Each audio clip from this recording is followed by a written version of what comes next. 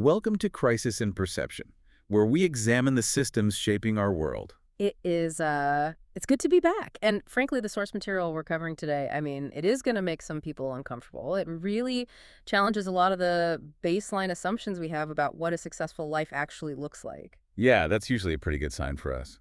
We're doing a deep dive into Living Off Grid by Ryan Mitchell. And I have to be completely honest with you and with the listeners. When I first saw this title in our research stack, I did a massive internal eye roll. You thought it was a prepping manual. Exactly. I was expecting, to skin a rabbit, how to hoard bags of dried beans, maybe some blurry black and white photos of an underground bunker. Which is the standard cultural assumption, right? We hear off-grid and we immediately think of escapism. We think of people running away from society because they just can't hack it in the real world. Or on the flip side, we think of that pristine Instagram aesthetic. Oh, the flannel shirts and the perfect pour-over coffee on a cabin porch. Right, exactly. The expensive splitting axes that have clearly never chopped a piece of wood in their life. So it's either the Unabomber or a high-end lifestyle magazine. But you're telling me this book is neither of those things. It is neither. Mitchell's work is actually quite deceptive. On the surface, yes, it presents as a guide to building a homestead. But if you actually read it, and I mean really read it as a text on political economy, it reads like a full systems-level analysis of modern infrastructure. We are not here to discuss a gardening book. We are performing an institutional analysis. Okay, so set the stage for us. Yeah. What is the mission for this deep dive today? We are going to map out the invisible tethers, the financial, the regulatory, and the physical systems that bind individuals to centralized institutions. We're tracing the architecture of dependency, basically. And we are going to investigate exactly what happens when a single person tries to cut those tethers. It felt less like Walden and more like The Matrix, honestly. That is not a terrible analogy, because the book literally starts with a glitch in the simulation. Mitchell calls it the parking lot moment. Let's start right there, because this origin story didn't happen in a beautiful, sunlit meadow. It happened in a gray, concrete, corporate office park. Right, so it's 2008. The Great Recession is absolutely shredding the global economy. Mitchell is young. He's about 6 months into his first real career job. And he's done everything the algorithm told him to do. The standard path. Exactly. He got the grades, he went to the college, he got the degree, he took on the massive student loans to pay for the degree, and he landed the corporate job to pay for the loans. He thinks he is safe. Or so he was told anyway. Right. So it's a Friday afternoon. The boss walks in with no warning, no calendar invites, and tells the entire staff that the company is dissolving. Effective immediately. Just pack your things, security will see you out. Yeah, and that is a nightmare scenario. It is. So Mitchell walks out to the parking lot holding that absolute cliche of a cardboard box, with his stapler and his coffee mug inside. And he looks around at his colleagues and he realizes these aren't just kids like him. These are senior managers. People in their 40s and 50s. People with families, big mortgages, 2 cars, credit card debt. And they're all standing there with the exact same cardboard box. They were devastated. But Mitchell describes this feeling of sudden and terrifying clarity. He realized that the safety he had been sold was a complete hallucination.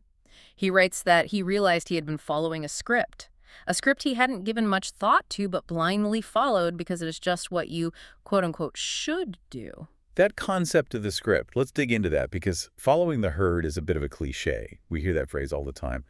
But you call it an institutional funnel. That sounds much more mechanical. What does that actually mean from a systems perspective? Think of a physical funnel. It's really wide at the top and very narrow at the bottom.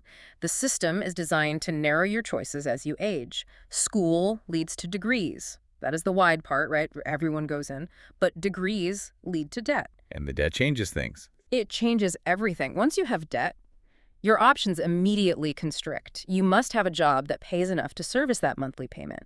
You can't be a poet. You can't take a year off to travel. You have to be a financial analyst or a middle manager. So the debt is actually a filtering mechanism. It essentially forces you into a specific tier of the wage economy. Precisely. And the funnel keeps narrowing. The job qualifies you for a mortgage. Now the funnel is really tight. You are locked in geographically to a specific city. You are locked in financially. The mortgage necessitates the steady paycheck for 30 solid years. It becomes a closed loop. You aren't working to build something for yourself. You're working to pay for the infrastructure that allows you to go to work. Exactly. It's like a subscription model for existence. You're just renting your own life. That is a perfect way to conceptualize it. You are subscribing to shelter, you're subscribing to food, subscribing to power. And standing in that parking lot, Mitchell realized that if the job goes away, the subscription gets canceled. He didn't want to go grow carrots because he loved gardening. He wanted to cancel the subscription. So he decides to opt out. He wants to build his own life on his own terms, and he buys a piece of land in the country. He just wants to be left alone.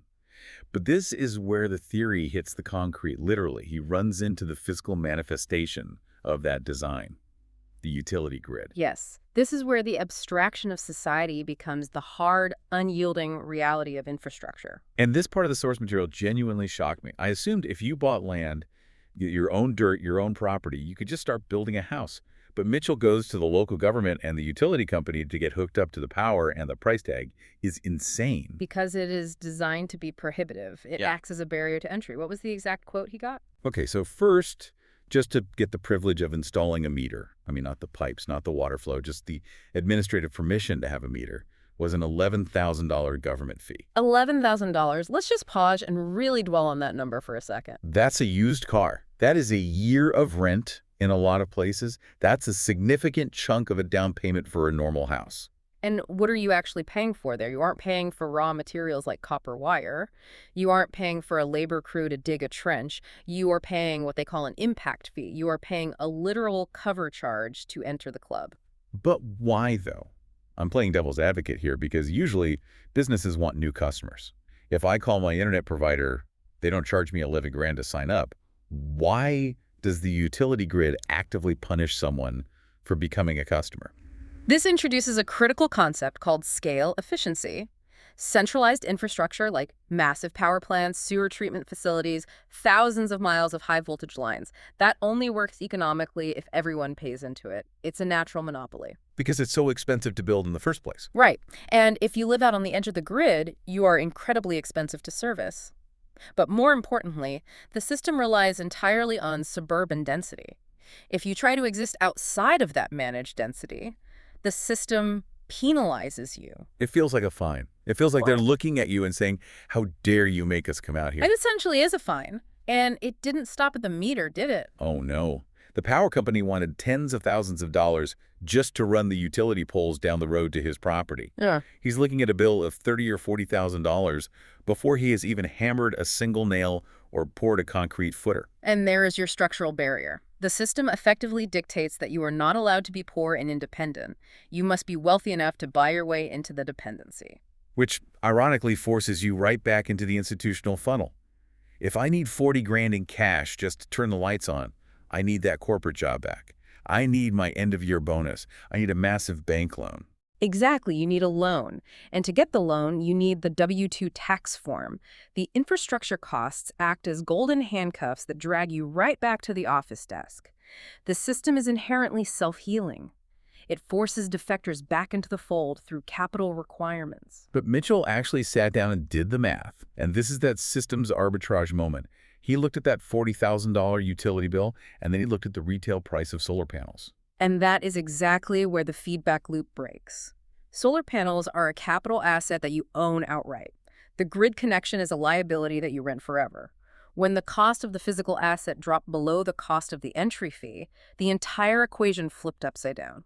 He realized, I can build my own personal power plant for $15,000, or I can pay $40,000 to rent yours. It is the literal difference between buying autonomy and buying dependency. But the system fights back. And this leads us to the incentive architecture of it all, because it's not just the physical wires that bind you, it's the structure of the money itself. Financial leverage versus autonomy. This is honestly my favorite part of the analysis because it so perfectly reveals the underlying psychology of the modern banking system. We have to talk about the bank and the W-2. Because this story made me laugh out loud, but it also made me incredibly angry. It's the clearest example in the entire text of how the system is literally coded to reject independence. Set up the scenario for the listeners. So Mitchell is pretty successful by this point. He has his own online business. He's totally solvent. He actually has the cash in the bank to build his house outright, but he wants a construction loan just to manage his cash flow, which is a standard business move, right? Keep your cash liquid, use the bank's money at a low interest rate. It's completely rational financial behavior. Every major corporation does this. So he walks into a local bank, he shows them his assets, he shows them his business bank account balance, which is very healthy. He proves he can easily afford the monthly payments. And the underwriter just looks at it and says no. Did they say why? Did the bank claim he was broke? That's the kicker. They didn't say he was broke. They entirely agreed he had the money. They said he was unverifiable. Because he did not have a standard W-2 form from an employer, he was self-employed. He was an entrepreneur. See, to a rational human being, an entrepreneur with cash sitting in a bank account is a very good bet. But to the banking algorithm, entrepreneur equals variable income, and variable income automatically equals risk. Even if his total income is much higher than a standard employee. It does not matter at all. The system prioritizes consistency over actual solvency. A corporate drone who is drowning in 50 grand of credit card debt but gets a steady direct deposit every 2 weeks is viewed as completely safe by the bank. An independent producer who has zero debt but a variable cash flow is viewed as dangerous. It's totally Kafkaesque. It feels like the computer just says no, and no human is allowed to override it. So what did he do? This is the part that totally exposes the whole game. He decided to just game the system back. He performed the required ritual He went out and got a corporate job, a totally regular 9-to-5 desk job, just for the loan application? literally just for the paper. He works there for a month, gets a couple of pay stubs, gets that W-2, and faxes it over to the bank. Suddenly, the exact same underwriter, looking at the exact same financial history, plus this one new piece of paper stamps it approved. And then what did he do? Once the loan funded and the ink was fully dry on the contract, he just quit the job. That is just incredible. It's ridiculous, but it reveals the entirely hollow nature of the verification process. The bank was not checking his actual ability to pay them back. They were checking his submission to the corporate structure. It's purely compliance check. It is. And it serves a very specific function in the economy. It keeps people participating in the workforce. We usually call them golden handcuffs, meaning a high salary that makes it hard to leave a job. But this is different. These are systemic handcuffs. Access to housing, access to credit, access to the basic pillars of a modern life, they are all firmly gated behind that W-2. So you are basically trading your personal autonomy for a credit score. Correct. The incentive architecture rewards you for being a reliable cog. If you try to step out and be the engine yourself, the system treats you like a foreign object that needs to be expelled. It's not just the financial sector, though. It's the government, too. We have to look at the certificate of occupancy bottleneck. Ah, yes, the COO. This is another massive layer of the regulatory web. Mitchell explains that you can own the land free and clear. You can build the house with your own 2 hands. You can pay cash for all the lumber and materials, but you cannot legally live in it. You cannot sleep in your own bed until the local government issues you a certificate of occupancy. Which serves as the ultimate regulatory gatekeeper. And to get that COO, you have to have the county-approved septic system, the approved water connection, the approved electrical grid tie-in. You cannot just dig a hole and handle your own waste naturally. This brings us directly to the concept of zoning as an administrative embedment tool. We generally tend to think of zoning laws as a social good right. Don't build a loud, toxic factory right next to a quiet elementary school. That makes perfect sense. But in the context of off-grid living, zoning is very often weaponized to enforce dependency. Like the rainwater collection laws. I honestly could not believe this was real until I looked it up myself. That is a prime example of administrative overreach. In several states, particularly out in the American West, where water is naturally scarce, the state legally claims ownership of the rain that falls from the sky. So if I buy property and I put a plastic bucket out on my own back porch during a thunderstorm, I am technically stealing. Technically, yes. Yeah. If you collect that rain in a cistern to water your own tomato garden, you are appropriating state property without a permit. That is wild. It implies the government literally owns the weather. It is logical only if you fully accept the underlying premise that the centralized system must manage all resources for the public good.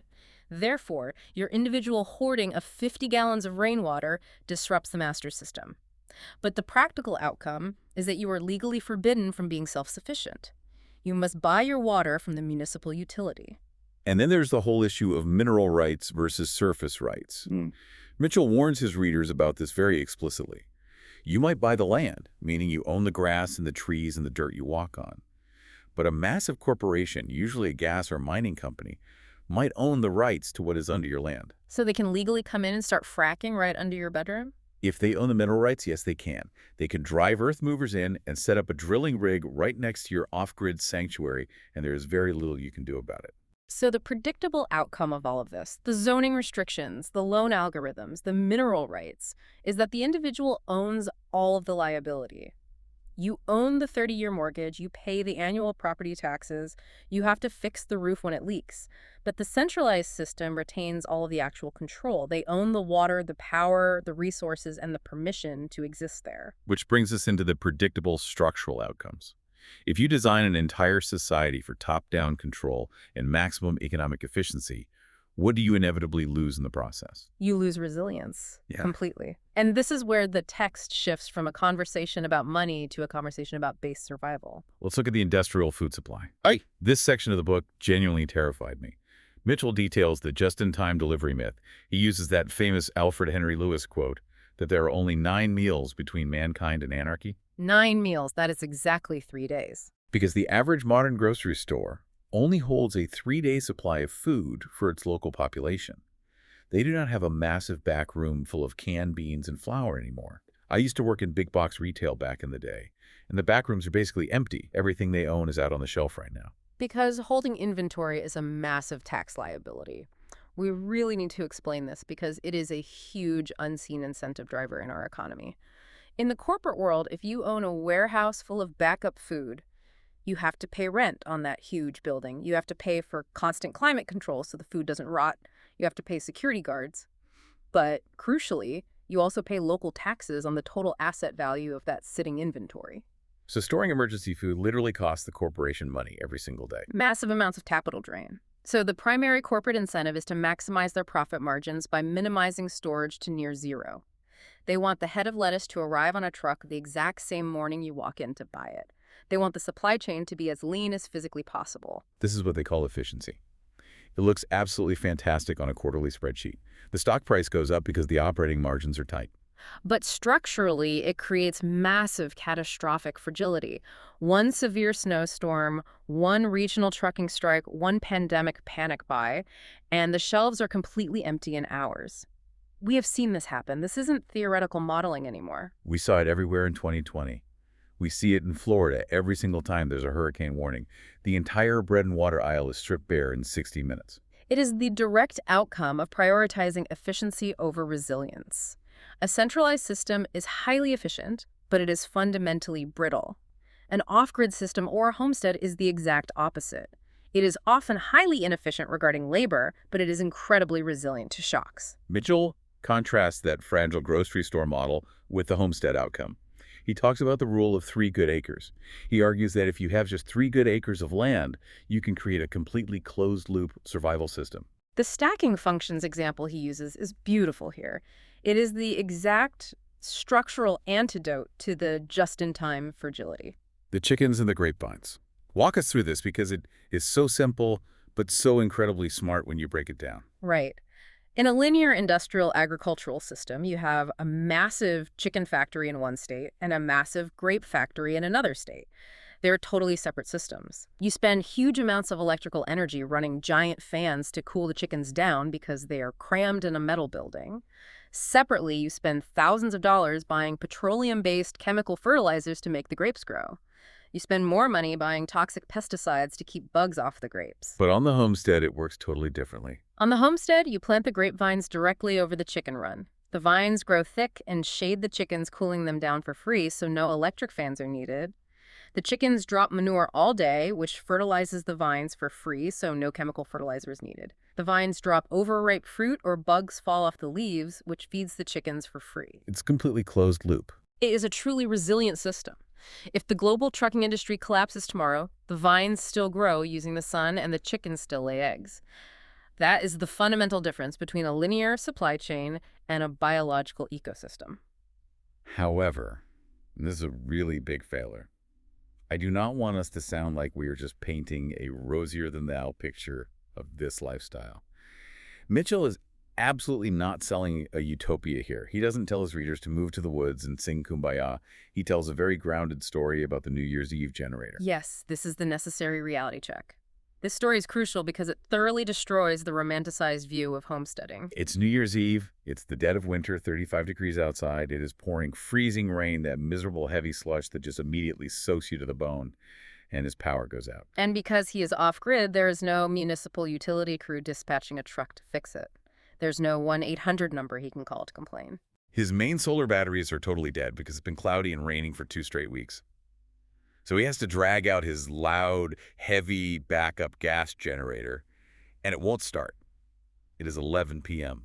He is standing outside in the pitch black in the freezing rain, taking apart a tiny metal carburetor with numb fingers, trying desperately not to drop tiny screws into the freezing mud. This right here is the true cost of reclaiming your agency. He explicitly says in the book that in that exact moment, he actively cursed his decision to live off-grid. He was miserable. He just wanted to be back in a standard apartment where he could nudge a plastic thermostat on the wall and make heat magically appear. But we have to analyze the final outcome of that night. Right, so he fixes it, he cleans the carburetor jet, puts the housing back together, sprays some starter fluid into the intake, pulls the cord, and boom, the lights come back on. He gets to go inside and take a hot shower. Now compare that directly to the centralized outcome in the same weather event.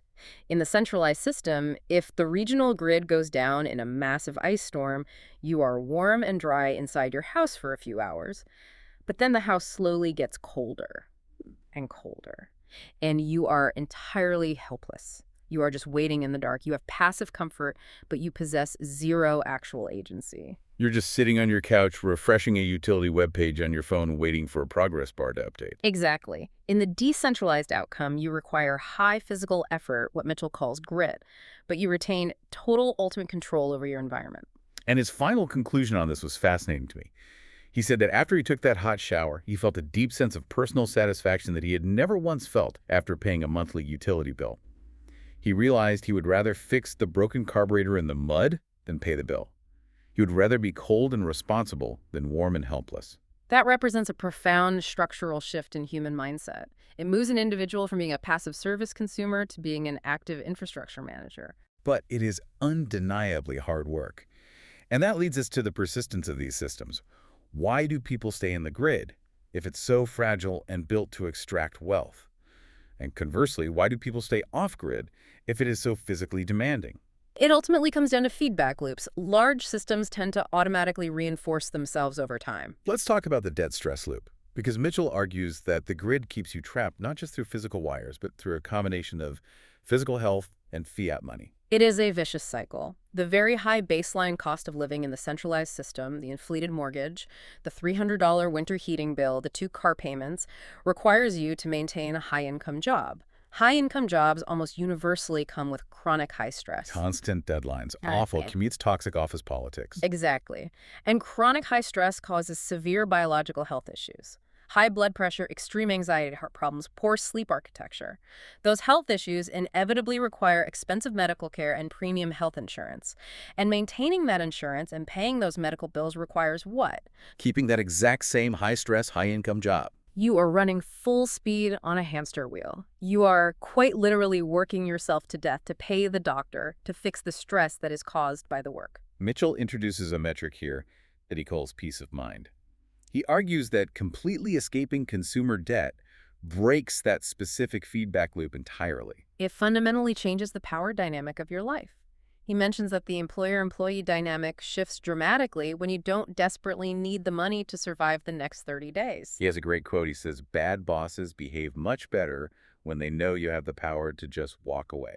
That is the definition of leverage. Financial solvency creates social leverage. And look at the health outcomes. Less daily stress means fewer doctor visits. It means you are physically detaching from the medical industrial complex simply by lowering your resting cortisol levels. But even the counterculture has its own systemic traps. This is a really interesting point in the text where he completely pivots to critique his own off-grid movement. He talks about the passive solar dogma. Yes, this is where the actual engineer in him comes out. He isn't just a blind cheerleader for off-grid living. He is deeply analytical about it. Apparently, there is this rigid rule in the homesteading community that if you're building an off-grid house, you absolutely must face your house perfectly south. You must pour massive concrete thermal mass floors. You must rely on passive solar heating. Which, to be fair, was absolutely true in the 1970s and 80s, back when solar photovoltaic panels were prohibitively expensive for a normal person and standard building insulation was terrible. You had to use the literal sun to physically heat your home. You had to design the entire architecture of the house around the winter sun angle. But systems evolve. Mitchell points out that modern technology has completely altered that architectural feedback loop. Solar panels have become incredibly cheap to manufacture. The price per watt of silicon has absolutely plummeted, and modern insulation materials like closed-cell spray foam and double-wall construction have become incredibly thermally efficient. So what does that actually mean for the design of a new homestead? He argues that today it is actually vastly more efficient to just build a super insulated airtight box. It almost doesn't matter which way the windows face, and just put a few extra cheap solar panels on the roof to run a modern electric heat pump. So having a better R value in your walls beats having to orient your entire living room south. Exactly. Advanced technology like ultra-low draw LED lighting and high-efficiency induction cooktops allows for a much smaller energy footprint. This makes off-grid living viable for far more people because you don't need to be a master architect or spend years finding the absolute perfect south-facing hillside. You just need very good insulation and cheap silicone panels. And this brings us to the twist of the book. Yeah. After all of this intense talk about disconnecting, about the $11,000 impact fee, about fighting the bank, about the grid of the freezing rain, Mitchell actually recommends that you connect your house to the grid anyway. A major surprise twist for a book called Living Off-Grid. I was totally shocked reading that chapter. I thought he was going to say, cut the wires, burn the bridge, and never look back. Yeah. But he explicitly says, no, pay the fee and hook it up. This is a masterclass in what we call systemic arbitrage. He is absolutely not saying you should be dependent on the grid. He's saying you should use the grid. Use the massive utility grid as your own personal battery. Net metering. If the utility company is forced by state law to buy your excess solar power at a premium retail rate during the sunny day and then sell you baseline power at a massive discount at night, you take that deal. You sell high and you buy low. So you're openly exploiting the centralized system's own rigid rules. You're using the grid to stabilize your personal electrical system, but you aren't reliant on it because if the grid goes down, you still have your own localized generation and a small battery bank. You are successfully navigating the edges of the structure. Yeah. And there's a very practical long-term reason for this too regarding resale value. Right, the exit strategy. The modern banking system requires an active grid connection for the next buyer to qualify for a standard mortgage. If you build a hermetically sealed, completely off-grid fortress, you can essentially never sell it because no traditional bank will ever lend money on it. You are shrinking your potential buyer pool to only eccentrics who have hundreds of thousands of dollars in hard cash. So the harsh truth is you cannot ever fully escape the system. You have to play the game to some extent if you ever want to liquidate your hard asset. You must exist within the broader ecosystem to navigate it effectively. Complete total isolation is basically financial suicide. And that concept applies directly to people too.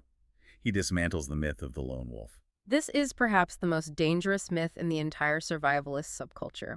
The toxic idea that you can just go out into the deep woods, load your shotgun, hoard your canned beans, and survive entirely alone against the world. Mitchell is structurally very clear on this. Isolation equals failure. He talks heavily about distributed redundancy.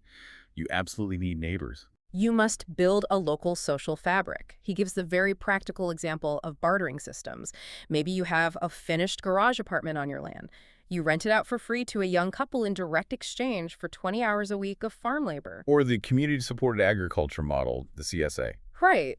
If you try to grow literally everything yourself, your own wheat, your own corn, your own tomatoes, raise your own cows and chickens, you will inevitably burn out physically and mentally. You will fail. But if you focus on growing excellent tomatoes and your neighbor down the road raises healthy cows and you trade your surpluses, that is actual resilience. Resilience comes from local interdependence, not global dependence. Precisely. Global dependence is fragile because the critical connection points are thousands of miles away, managed by corporations you will never see. Local interdependence is highly robust. If the global internet goes down, if the fiat dollar collapses, you can literally still walk down a dirt road to your neighbor's house and trade a dozen eggs for a gallon of milk. So we have analyzed the power structures, the money algorithms, the fragile food supply and the zoning laws. We've seen the institutional traps and the systemic loopholes. We've talked about the parking lot moment and the freezing rain moment.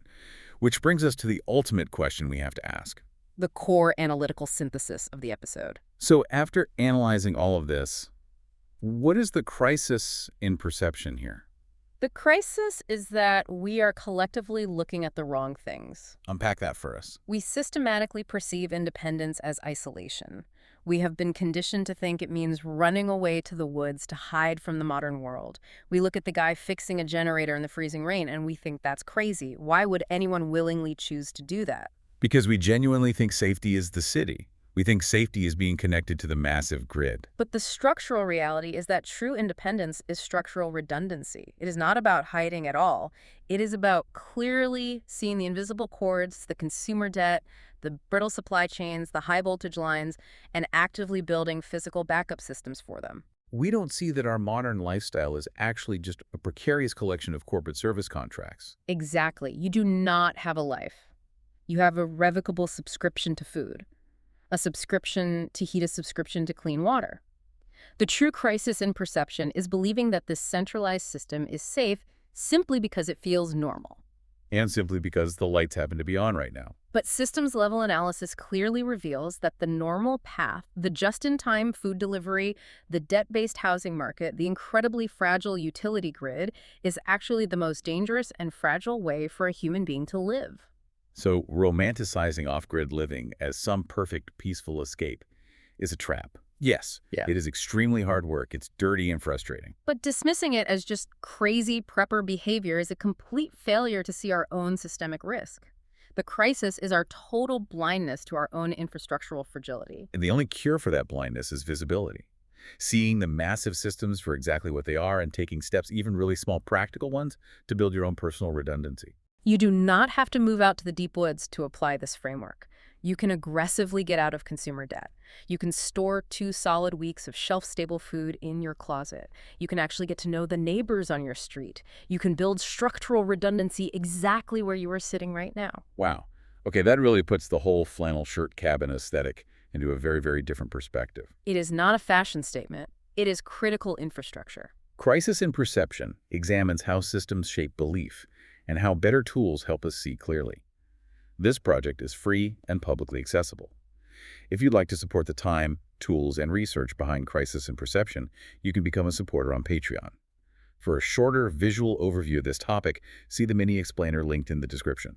If you enjoy this kind of systems-level analysis, please like, subscribe, and comment with books or topics you'd like us to explore next.